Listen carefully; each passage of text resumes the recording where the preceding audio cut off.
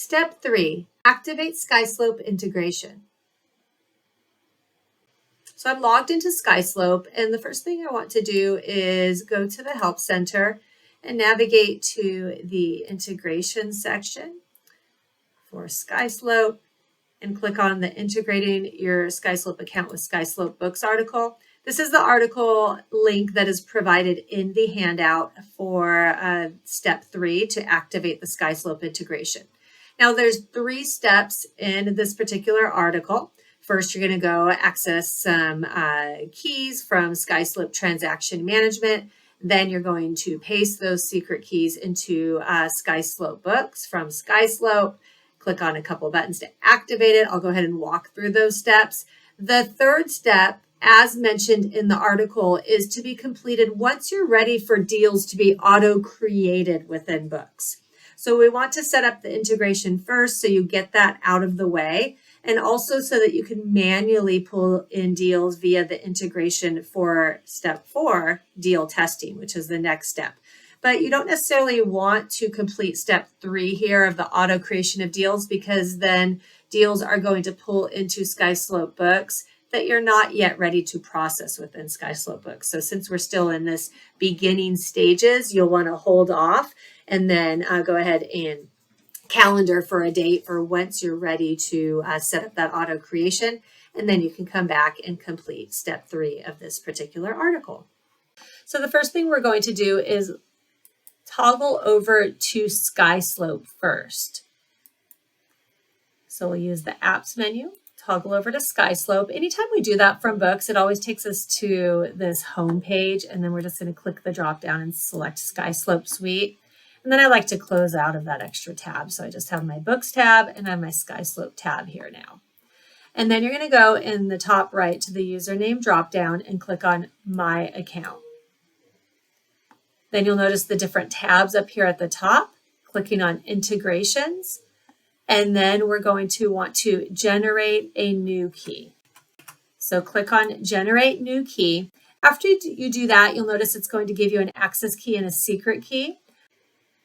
And both of those are required. We'll need to enter each one of these when we go back into Books and activate that integration. So you can just choose to go back and forth, and we'll copy each one, or you can download the key and secret, and it'll put it in a CSV file. I usually just copy it. So first we'll copy the access key. We'll then go up to our Books tab here, open up Books, and then we're going to go to the username drop down in Books. But in this section, we're going to select Apps. From here, you'll notice the SkySlope integration is showing here. We're just going to click Connect to the right. And then we'll get a pop-up and we'll go ahead and click Allow. From there, it's going to validate our credentials and authorization. And then we're going to get a pop-up asking for that access and secret key. So now we'll go ahead and come in here. I'm going to do Control V, or I think it's Command V on Macs to paste, or we can right click and paste. And then I'm going to go ahead and go back to SkySlope here. And then I'm going to copy the secret key. I'm going to go back to Books. It opened up a new tab for that activation. And then I'll click on secret key, and notice I can right click and paste as well. And then I'm just going to click Authorize. From there, it's going to validate that key really quickly there. And then now I can click Continue. It's now activated that particular connection with SkySlope, but there are additional steps. So I'm going to go ahead and close out of this tab. All right, so we're going to head back to the SkySlope Books tab here. Now, the first thing you'll notice to the right is it now says Deactivate. That's your first indication that you have successfully activated that integration. As I mentioned, there are additional steps. It says Not Connected, click Settings. You don't want to go to these settings. We're actually going to take additional actions in the left navigation menu settings under Integrations. And this will actually go away upon your first refresh, or if you leave the screen and come back. So you'll notice now it says Connected. All right, so now that we have set up this integration, it's now connected. There's a couple different ways deals can pull into SkySlope books from SkySlope. So first, you can create them manually by clicking Connect from SkySlope here. But then you can also set up deals to auto-create.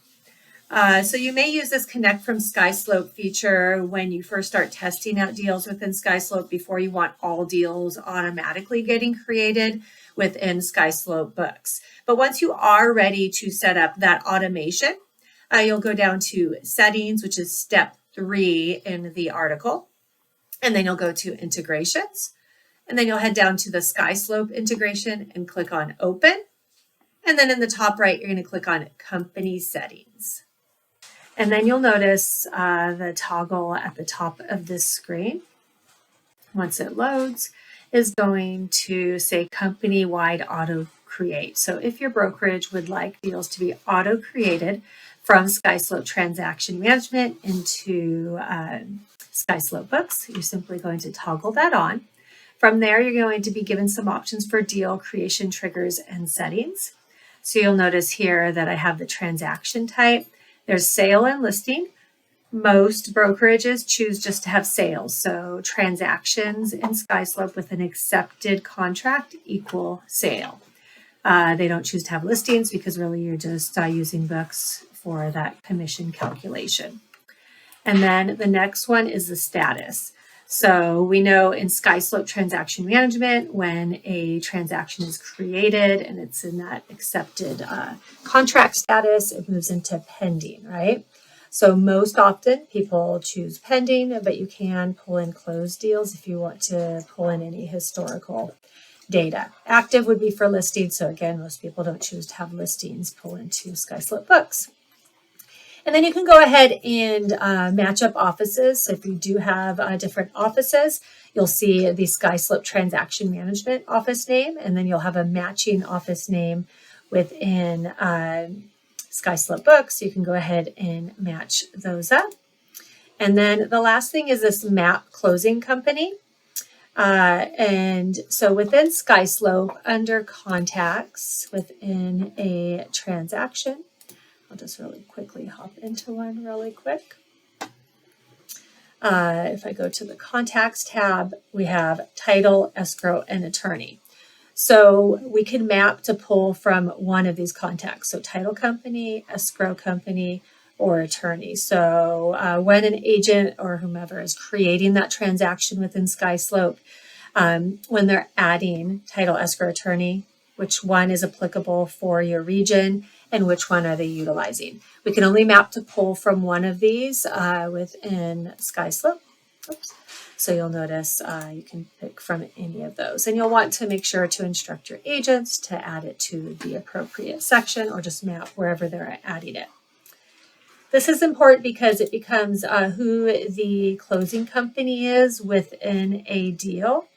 And it's required because that's who's going to show on the commission authorization form and who the deal is expecting money from for invoicing purposes.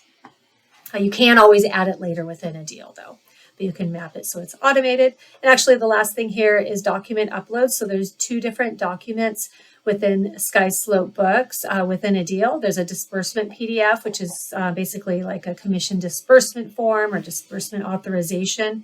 If your brokerage is going to be utilizing Books version of that to send to the title company to give them disbursement instructions for the commission, then if you have this toggled on, each time a deal is processed or approved within Books, it'll automatically push a copy of that into the Documents tab here. So you'll notice there's this disbursement form. So as soon as a deal is approved, it'll push that on, but only if that's toggled on. And then we also have a trade sheet, which is a different form that we covered in the training. And so if you can have one or both of those turned on, by default, they will be toggled on. If you don't want those forms pushing over to SkySlope, then you can toggle them off. And then just ignore this bottom one, defaults for referral transfers. Once you've made all of your changes, click Save and go to SkySlope Books.